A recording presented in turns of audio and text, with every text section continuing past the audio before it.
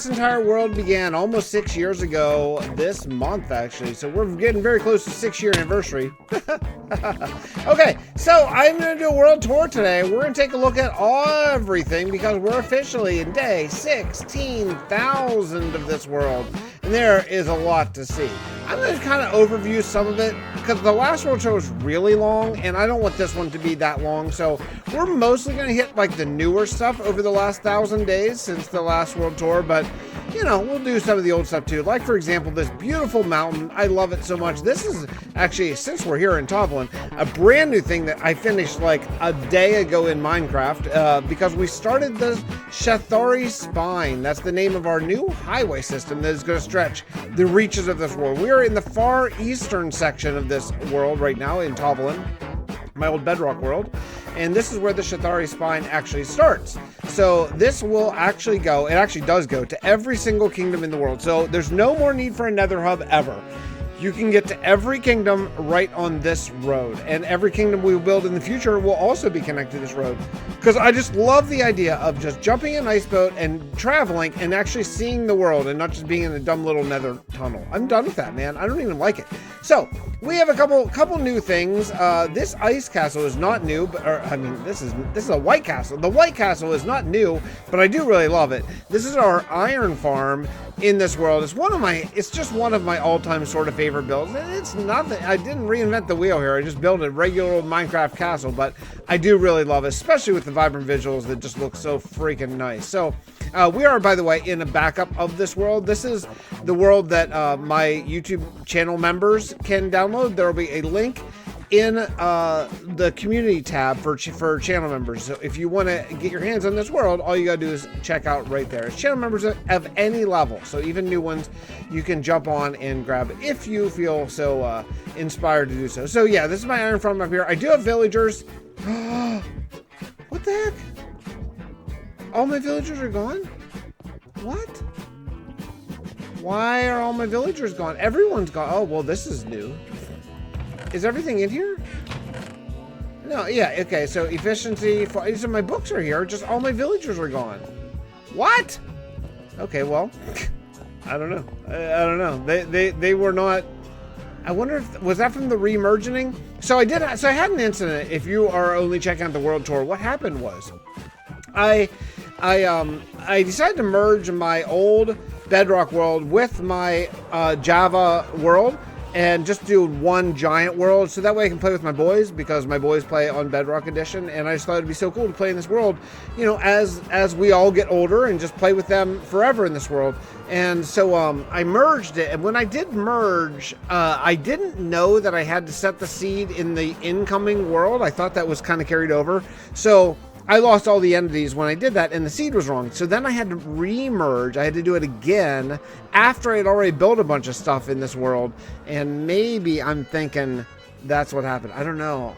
Regardless, that iron farm clearly does not work right now. So we have a little dock city over here where there's some ports and stuff. And this kingdom ends right about here. Now you can see there are some areas that are corrupted. Chunk borders here, not corrupt, that's the wrong word, but chunk errors, right? Chunk border errors from the merging. And so I did use a third-party tool to sort of just rough up, because they were all just completely flat. So I did use that because that was like kind of the best way I could figure out how to sort of merge the world and get it to look less incredibly bad and now just kind of bad. But we are going to deal with this all in good time. We will come back and actually make these, you know, handcraft these and make them look really nice. Well, if you see, the Fixxitt412 Spine heads north from here. We head up to the monument to the fallen, and this is where I put little statues of any of my channel members or donors, super chatters, anyone who basically helps me and my boys survive in this world, in this IRL world, gets a statue right here. Where we have like anyone who does like PayPal donations gets these little blocks, and any recurring channel members get these statues. And I'm just really grateful to everybody whoever signed up for either, well, my defunct now Patreon or channel members. This is going to eventually be an ice farm. I'm very excited to build it. It's going to be way up there. That's why I was just making absolutely sure that ice did indeed form up there. But yeah, eventually we're going to build this up to be just an AFK ice farm that I think will be really nice, and you know, anytime I need ice, I can just go up there and just sort of use like an auto clicker and just click away at ice all night long and then come back and have a whole bunch of ice. That's the idea anyway. Just wrapping up Tavlin, this is actually world spawn, well, the bedrock world spawn. This is no longer the world spawn, because I moved from world spawn to, well, where it was with the Java, since that's the seed that we kept. We kept the, because that was the new Caves and Cliffs update seed, and I really wanted to keep that modern. But yes, actual world spawn was right, I want to say it was on this block. This is where we first started this world about 6 years ago, and it was a great run. We did 212, I think, 210 episodes of this world before I got bit by the hardcore bug, and I switched to Java so I could play hardcore, because back then Bedrock did not have hardcore. Again, I just want to reiterate, this is a survival world. We are in creative because of the world tour, in a world backup. So if you're wondering, I did switch to creative so I could just fly around and sort of take close looks at things. That we do so then after I lived for 2,200 days in hardcore, it just kind of occurred to me that I don't love hardcore. I just didn't really enjoy it. And what I decided to do was convert the world. Since I didn't die in hardcore, I converted the world to survival. And I played in survival. And I've only died a handful of times since then, but, you know, just taking off the pressure of the hardcore grind was really nice, good for my mental well-being and all that kind of stuff. But this is the industrial town of Steelport. Now, if you're not following the lore, this will be confusing why we have all different themes of towns, but this world is moving along as the days age. As we get closer to day 20,000, there's an impending attack that they know about thanks to some time travel shenanigans. And they are preparing the world, and the leader of this world is named Steve Tepic, and he is just trying to like sort of force the world to evolve and grow into a more advanced civilization that would be capable of fending off the AI Cal, and who is coming with a spaceship armada. So lots to say about the lore. At the end of every regular survival episode, I do have a lore segment that I include that just sort of furthers the story. This is our world map. So this is where we started. We started right over here in Tavlin, and then we went up and we saw a monument to the fallen. So that's what we've seen so far. Now, if you follow this over and over to here, this is our industrial city of Steelport, and the eventual plan is, here, to get the mouse back, I'm going to sort of make this go all through here, follow the land, all of here. So Steelport is going to be a big sprawling city, because I want it to basically butt up right against Tavlin. That's my goal, is I want Steelport to be about that big, because then when you're in Steelport, you can look over and see the medieval kingdom of Tavlin, because again, time actually matters here. So we're going to continue this tour heading this way, and we're going to go see the Frostmire Castle and the Java world spawn of New Hope. You know, before we leave Steelport, I forgot a couple things. A couple of the new builds that we did this 1,000 days. So this is a repair effort that I made. I was always having trouble repairing my tools, and I found this one online where basically it looks like the entities are no longer with us, because this didn't work great. There's basically what I did is I put some armadillos in that composter. That was not fun to do. And then I had a zombie in there that scared them, so they stayed in their like little shell. And then what you would do is you'd hit them with a thing of infestation, and then there was a trap door with tridents on it, and the trap door would flap up and down, killing them and giving you all the experience. And you're supposed to be able to repair super fast. I did not find that to be really the case, that it was super fast. And now I have a much better mob farm that I use for repairs in the island of Luminar that we'll get to eventually. This build I am in love with. I love this build. This is my botanical gardens, and man, this is such a cool build in my opinion. So when you walk in, it's really just botanical gardens, but inside of all these is a flower farm of every single dye in the game. So if I just flip this for a second, you get this. And then you can just, it's just, you know, manually harvest, but you just walk up here and pick up the flowers. These are cornflowers. I have every single flower dye, and then upstairs every double flower dye. So as they add more flowers, we'll just put expansions to this where we have all of the possible dyes. I'm hoping that at some point Mojang makes every color dyeable by flowers. That would be really nice. But yeah, if you look inside, it's just a cool little, like, just a cool vibe, you know? I actually didn't have enough room over here, so I had to expand over into the, like another area to have a couple more right here. But if you follow this up, I really like this. This was a sort of kind of late in the game addition where I decided to have a second floor, but a second floor that was just kind of windy path. So like if you were here as a guest, just checking out all of the stuff, you would maybe come here and you see these are all the 2 tall flowers. And then you come over here, and when you get over to this part, you can look down and you can see all the beautiful foliage and all that kind of stuff. And you know, we have some kind of twisty, turny areas here and look into other rooms. I don't know. I think it turned out really, really cool, and it's very functional since there's every die in the game. And there's one more thing that we built this block. I know it's nighttime, and so I gotta sleep. Now over here, beside this is like the city hall build where we have all the politics of the town goes. Well, we have this, and this is a really important build for the future. This is their power center. So I came up with the idea of I need a glow ink farm first. So this is actually a functional glow ink farm. If you look right, AFK actually down there, but if you look down there, there is water and glow ink, and it's really good. It's quite effective for glow ink. But then I thought, well, okay, if I'm gonna have a glow ink farm, glow ink is kind of like oil. So what if they found technology where they could separate the glow ink into a byproduct of this junk? This is like the skulk. This is the blah, like crappy part, and then the good part is actually oil, and you can see it represented by honey blocks. This is oil blocks, which can actually be burned for power. So now we have clean oil, and this is where they've been dumping the skulk on this little cart that the cart goes over to here to this hole, and they just dump it down here, and you can see there's some the pale oak, the moss and stuff is starting to take over, because what I found was there is underneath here, there's actually an ancient city, an untouched ancient city. This is not the ancient city that I transformed. This is just a brand new one. So it is pretty cool. We're going to eventually have to do something with this because it's right beside Steelport. I can't not do something with it. It's just too tempting. But yeah, you can see basically they were doing experiments on what would eat this oil, the byproduct, like the skulk, whether it would be like regular moss or pale moss, and they were doing some experiments to try to figure it out. But this is going to be an important part because I really want to get power running into Steelport, where I can have power cables and power lines and then more machinery and stuff like that. I really want to build it into the future as we're really leaving the medieval fantasy thing as time gets closer to day 20,000, and you can see the city is starting to evolve. I really, really like it.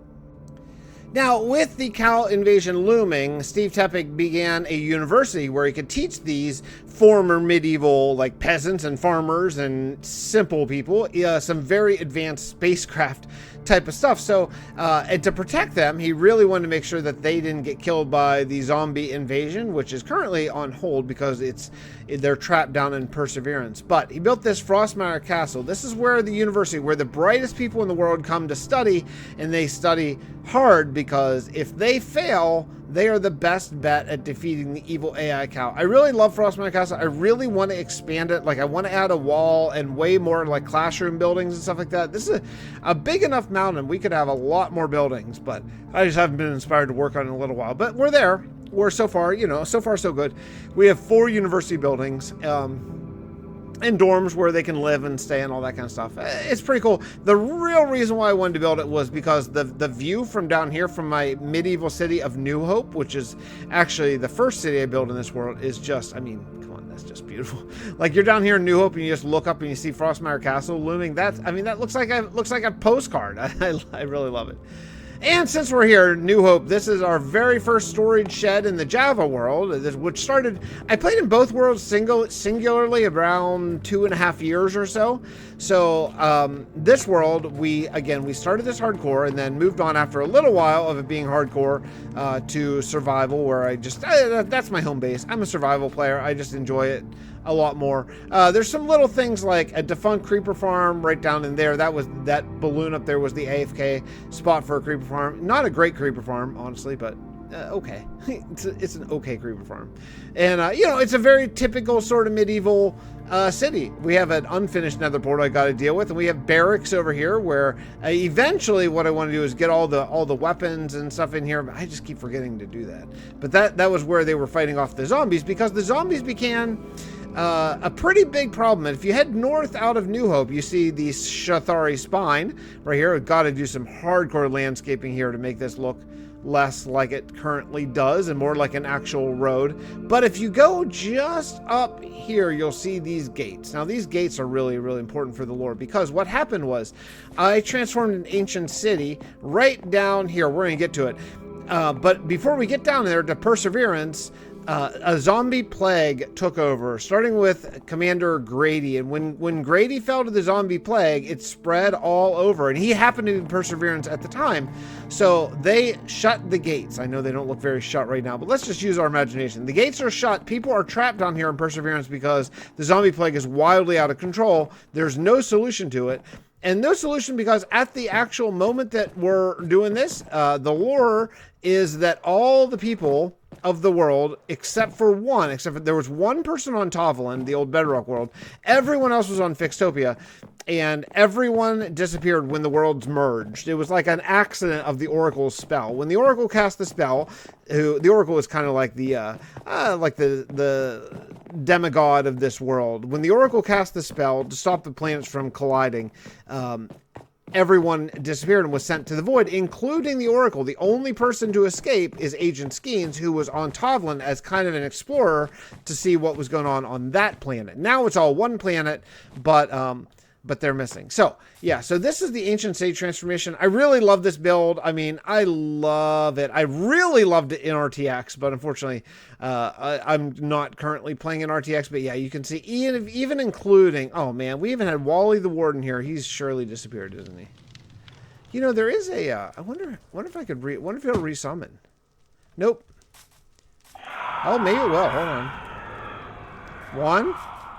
Come on, come on. Yeah, I'll have to name tag. If this still works to summon him, I don't know. This was the one Skulk Shrieker that I didn't, that's two. Okay, one more. That I didn't break in the city because I wanted to be able to capture Wally the Warden and use him as a power source. You can see the power is coming from here to power that portal. And that's actually what brought Edwin back to us, because he was trapped in the future. Come on. There it is. That's three. Is it going to summon?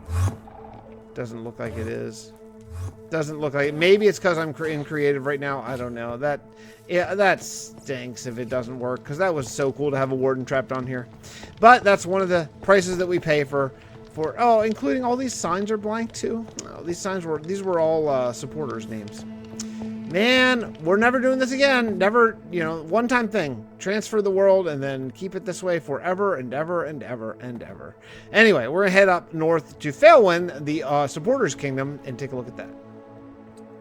So, after about 3,000 days or so, I put a copy of this world, of actually the Java world, up on a server, and I invite all of my supporters to build a kingdom there. And they did. And they did all in survival. And then I said, okay, what I'm going to do is I'm going to transfer this kingdom over into the main world, and then I'm going to sort of fix it up the kingdom, you know what I mean? Like, make it my style so it blends in with everything else. Since it's a single player world, obviously I do have a style that I go for. So I've been slowly changing over these buildings to sort of match my general vibe and general style. Like this storage room here in Failwind is a pretty good example of like my style of build that I really like. And you can just see that, so what I'm doing is I'm slowly going over and I'm changing up all the existing buildings to kind of match that, if you will. And what I've been working on recently is this castle, and just making the castle sort of fit the way I see things, but while keeping the general gist of it the same. I don't want to totally change the gist. I want to keep what was built here the same, basically, but then sort of just detail in the way that I go. So this is the supporter kingdom of Failwind. Right now, it's in the lore, it's an abandoned city that appeared during the merging, and there's no people in it, but that will change in the lore in all good time. But you can see there's some really, really, really promising stuff that we're going to do here, including like some nice big farm fields. I really like the floating areas. Yeah, we're going to go crazy in expanding this at some point, but that's going to be after all the people come back from the void, because right now there's only one person in this world, and he doesn't need to overhaul a kingdom, given that he's the only person currently existing in the world.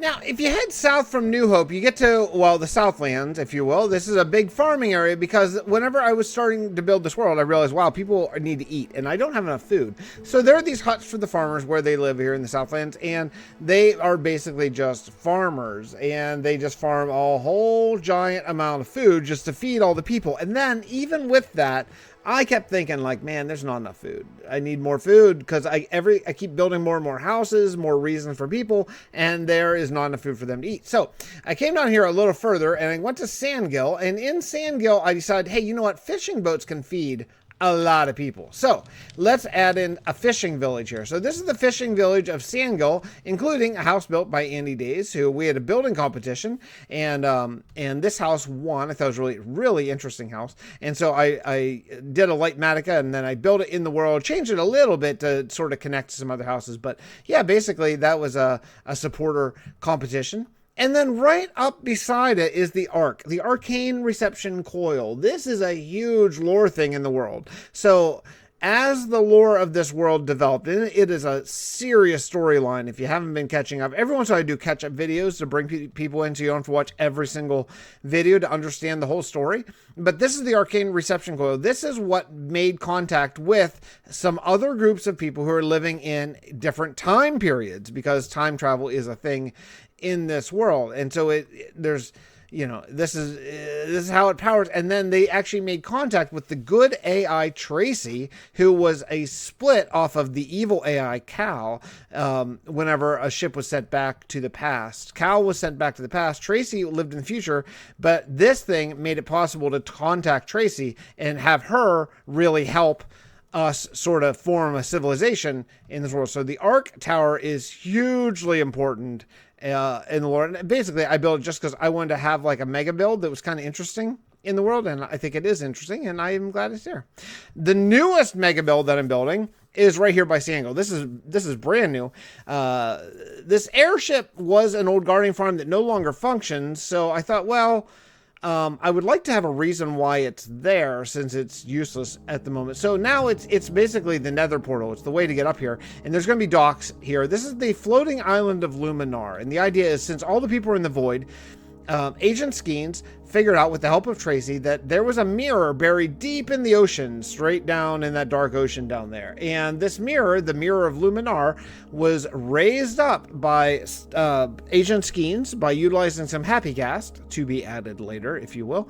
And oh my goodness, I finished all this like today. I recorded the next episode already, so this looks so weird. So the next episode of this actually is already done, and we finished the landscaping up here. But yeah, this is the landscaping, the beginning stages of the landscaping of the island of Luminar, which is going to have a castle with some towers that are factored in the lore. And then in the center, in the very, very center, is the mirror of Luminar, which is super duper important. That's going to be what brings everyone back from the void and allows them to start, you know, resume trying to set up the defenses against the evil AI Cal. Let's continue heading south, and we'll go check out some other little kingdoms that we have set up. This is the tiny farming village of Valebrook. It's a very small build that I just wanted something to be on the road heading south from, we're just barely south of Sandgill. And I just wanted something that kind of connected the world. Eventually, we are going to expand Valebrook a lot more. It's just not quite there yet. But again, everywhere where there are roads leading between kingdoms, I really want to have interesting stuff along. And I built this just as a point of interest along this road, because this is the road that goes between Sandgill and Gabbor. And now there's actually a few other things on that road, but you can actually see a ship over here. This is my coral farm. This ship actually is a pirate ship, because we have a pirate kingdom that we're headed to in just a moment. You can see the Shathari spine heads over there. It does hit all the kingdoms. So yeah, so this is a pirate ship where you can harvest coral just with like bone meal, and you just sit in the cart and you can just harvest it very quick and easy. So yeah, easy coral, seagrass farm, and all that kind of stuff. But that leads me to one of my two favorite builds in this entire world. This is the kingdom of Booty Bay, and this is a pirate kingdom, and I love this freaking build. This is just an all-time favorite of mine. I love it. So this was a little island that I found and just decided to completely transform it. Went crazy with the terraforming.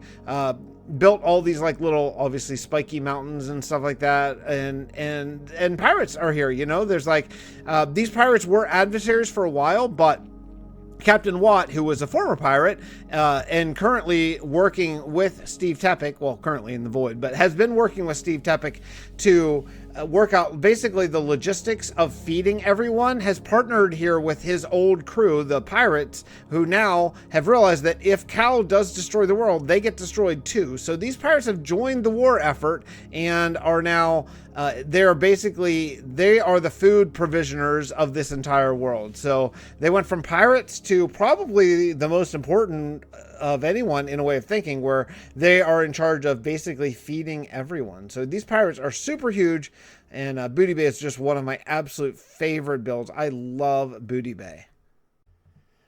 Just about the furthest southern point of this entire world is the ancient Avon kingdom of Gabbor, and I love Gabbor. I just wanted to build something that old to give this world some serious age. Basically, I wanted everything to feel old in this world, so I built this old ruin kingdom, and then came up with the idea of the Avon people. And the Avon people are arbor druids, A-R-B-O-R druids, and basically their idea is all the trees in this world. Now this is completely taken from my old lore from the realm of Aston, but I love the lore, so we wrote it again. So all the trees in Minecraft are blah, they are like this big, and this is because they're old, you know, they've gotten worse and worse and worse over time. This is the way trees used to be. And the Arbor Druid's entire mission in life, the people who lived in Gabbor, the Avon people, their entire mission in life is to replant their ancient seeds, the Avon seeds, all over. So basically, the idea is that after I build 5 variations of any tree in survival, then I can use structure blocks to plant these trees anywhere I want.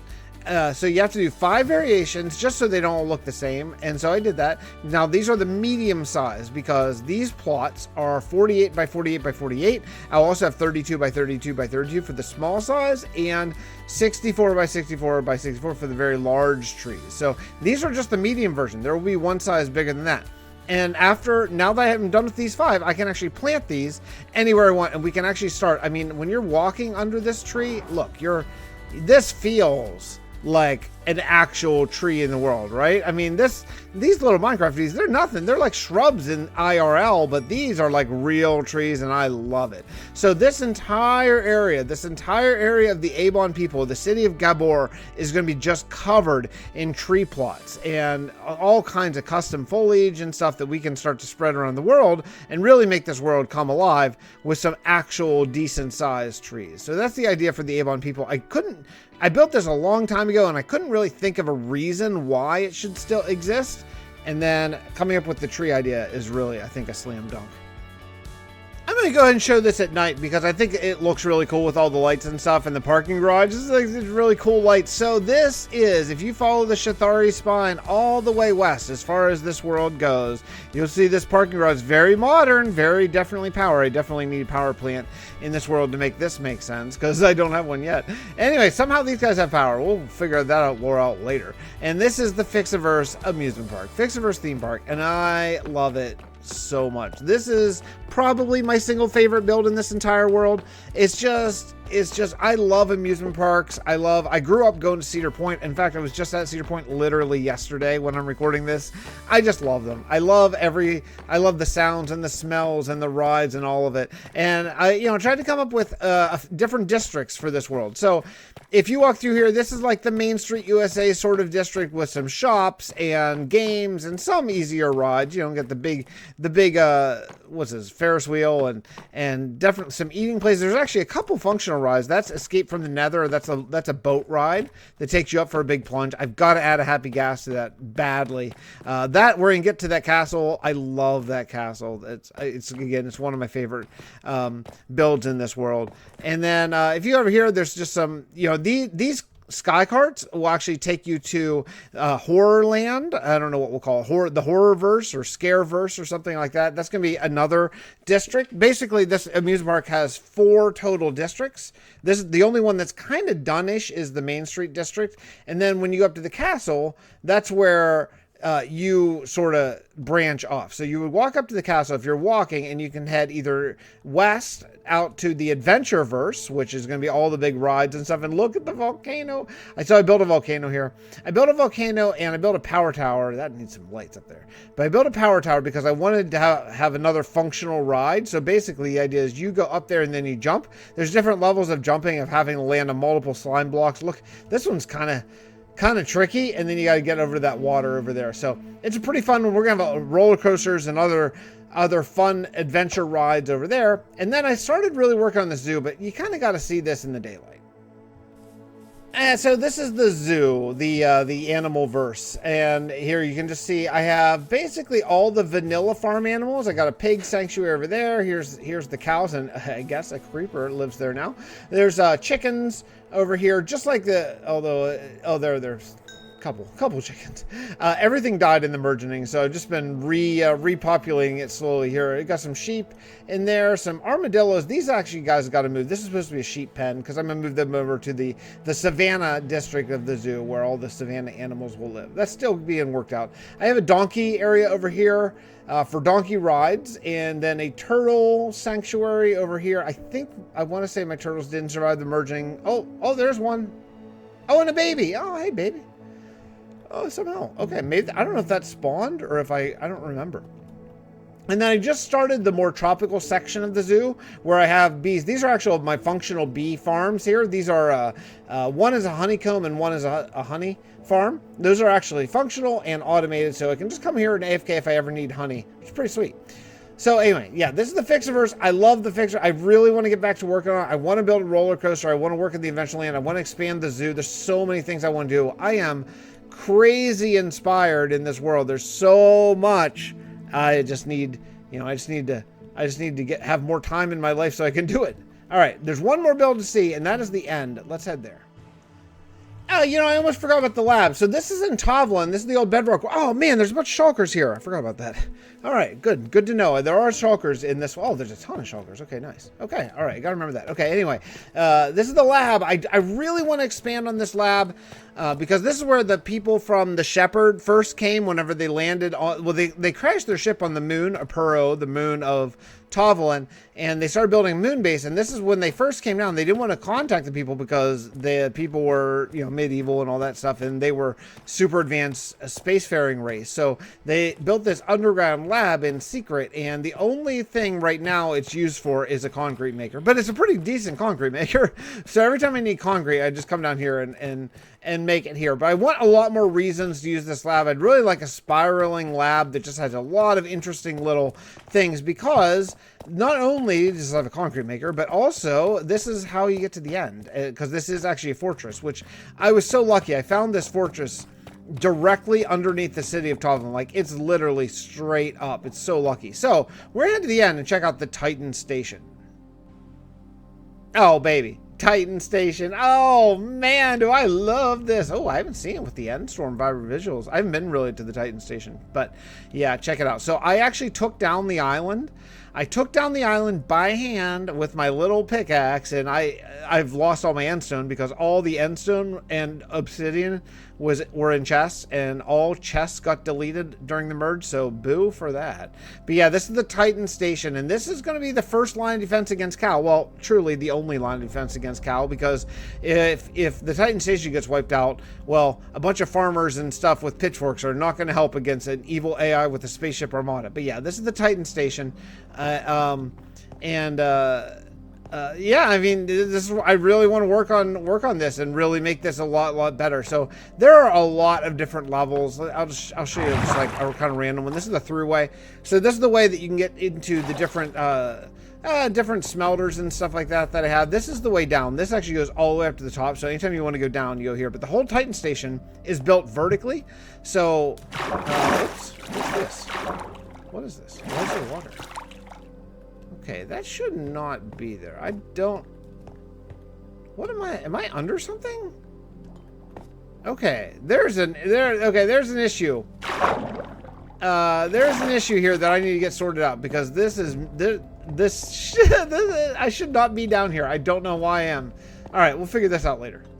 Oh, okay, that's funny. I figure out what this is. So, okay, so when I did the mergening, one thing that I forgot to do was set it so the Ender Dragon was already dead. So when I spawned here, so did the Ender Dragon. Now I typed in, luckily, because during the merging, obviously you're in creative as you're like cutting and pasting like lands together and combining kingdoms and stuff. So I quickly killed the Ender Dragon just like with commands, but he broke a bunch of blocks, and some of the blocks that he broke were right up here, and I guess I just missed a spot because I had water just pouring out everywhere. I don't know why this is the way it is, but yeah, that probably wiped out a lot of like torches and crops and all that kind of stuff. Anyway, that's not really a big concern now. It doesn't really matter. We'll fix that up once we start work on the Titan station. But yeah, you can see we have a big lava factory over here, and then it's a big super smelter, but it's going to be a much bigger super smelter over here. But I need to change this because this is the old Java super smelter, and I need to change it out so it's, oh man, all these were full of lava buckets.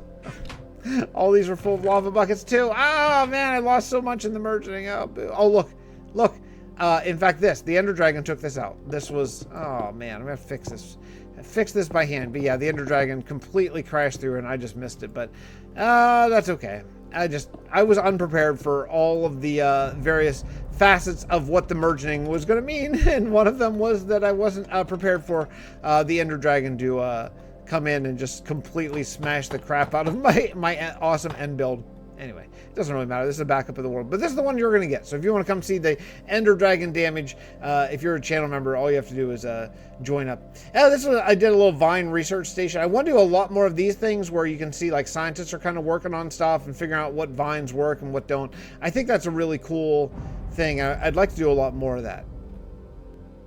But anyway, that's going to bring us to the end of our world tour. I think I've covered all the kingdoms, ending here with the Titan Station. I really love the new end sky. Man, it looks really, really nice. The Titan Station, you could explore that for half an hour on your own. Just go up to all the different heights of it. There's a bunch of finished stuff. The most recent thing I think I did probably in this block, was all the solar panels, which is kind of cool. Give the Titan Station a little bit more of a realistic way to have power, rather than just magic. So that's kind of cool. Anyway, I really like it. I'm glad it looks good with vibrant visuals. I wasn't totally sure it would. But that's going to do it for me. If you enjoy this episode, make sure you drop a subscribe and a like. And I'll see you in just a couple days with the next episode of the 16,000 day block, where we are expanding on the island of Luminar and all the lore surrounding it. Bye, everybody.